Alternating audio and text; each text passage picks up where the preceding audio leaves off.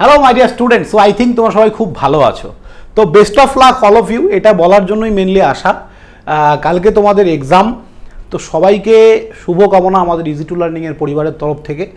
আশা করি তোমাদের সবার এক্সাম খুব ভালো হবে।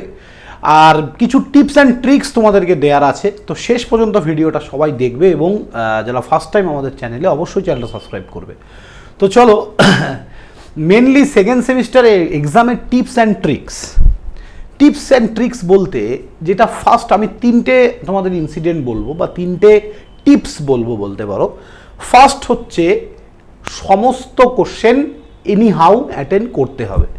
এবার তুমি বলবে স্যার না পারলে কি করে অ্যাটেন্ড করব, সেটা তোমার ব্যাপার, করতে হবে।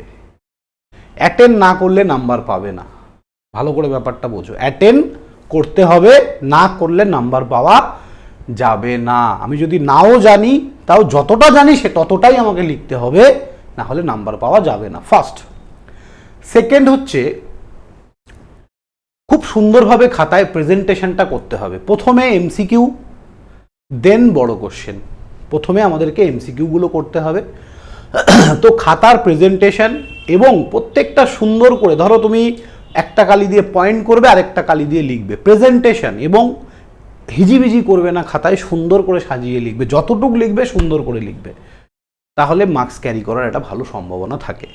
3 নম্বর হচ্ছে তোমাদের যে এমসিকিউগুলো যেগুলো আছে, এমসিকিউগুলো অবশ্যই তোমরা প্রথমে এমসিকিউ এর তো তোমাদের এক্সপ্লেনেশন দিতে হবে। তাহলে এবিসিডির মধ্যে ধরো একটা আনসার, তাহলে আমি একটা কোশ্চেন বলছি, what is the unit of register, তাহলে তোমরা কি বলবে, ওহম লিখলে, যে বি নম্বর অপশন ওহম। এবার এক্সপ্লেনেশন, এটার কোনো এক্সপ্লেনেশন হয় না স্যার, এটা কি এক্সপ্লেনেশন হবে, তখন লিখবে যে এক্সপ্লেনেশনে লিখবে the unit of register is ohm. এই কথাটা নিজের ভাষায় লিখবে। বুঝতে পেরেছো? যে কোশ্চেনগুলোর এক্সপ্লেনেশন নেই, কোনো একটা ম্যাথ করতে দিল, সেই ম্যাথটা তুমি ছোট্ট করে দিলে 1 নম্বর পেলে, ঠিক আছে। কিন্তু এমসিকিউ এর কিছু কোশ্চেন এরকম থাকবে যেগুলোর কোনো এক্সপ্লেনেশন হয় না, সেটা সেই কোশ্চেনটাকেই ঘুরিয়ে সুন্দর করে লিখে দেবে। কথাটা বোঝা গেল? আর 4 নম্বর পয়েন্ট, আমি 3টে পয়েন্ট বললাম, কিন্তু 4 নম্বরটা এতটাই গুরুত্বপূর্ণ, মন দিয়ে শুনবে।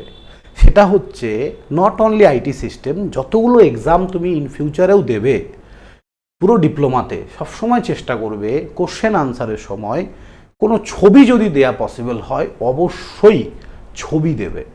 কারণ টিচারের ওই ছবিটা দেখে তার কিন্তু ও মানে 5-এর মধ্যে তুমি ওই ছবিটাতেই অর্ধেক নাম্বার, 2.5 নম্বর পেয়ে গেছো, বাকি 2.5 নম্বর তোমার লেখার উপর ডিপেন্ড করবে। ব্যাপারটা বুঝতে পারছো কতটা সেন্সিটিভ ছবিটা? প্রত্যেকটা টিচারের মাইন্ডসেট, মানে ছবি দিয়েছে মানে ছেলেটা অবশ্যই জানে এটার ব্যাপারে, নাহলে কোনো জিনিসের ছবি দেওয়া পসিবল না। এবার আইটি সিস্টেমে সব কিছুর ছবি হবে না, বা কালকের পরীক্ষাটাই আমি যে বলছি এরকম কোনো ব্যাপার নেই। FEEE আছে, ফিজিক্স আছে, মেকানিক্স আছে, তো যেগুলোতে ছবি দেওয়া পসিবল চেষ্টা করবে অল টাইম কিছু না কিছু একটা ছবি দেওয়ার। তো এটাই টিপস অ্যান্ড ট্রিক্স। লেখা সিকোয়েন্সিয়ালি লিখবে। এখানে 1 লিখলাম, তারপরে 5 নম্বর, তারপরে 4 নম্বর, এরকম করবে না।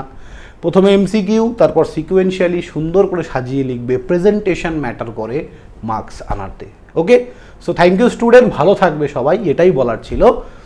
পরীক্ষা দিয়ে আসো, সবার এক্সাম ভালো হবে, কোনো অসুবিধা নেই। থ্যাংক ইউ, ভালো থাকবে, চলো বাই।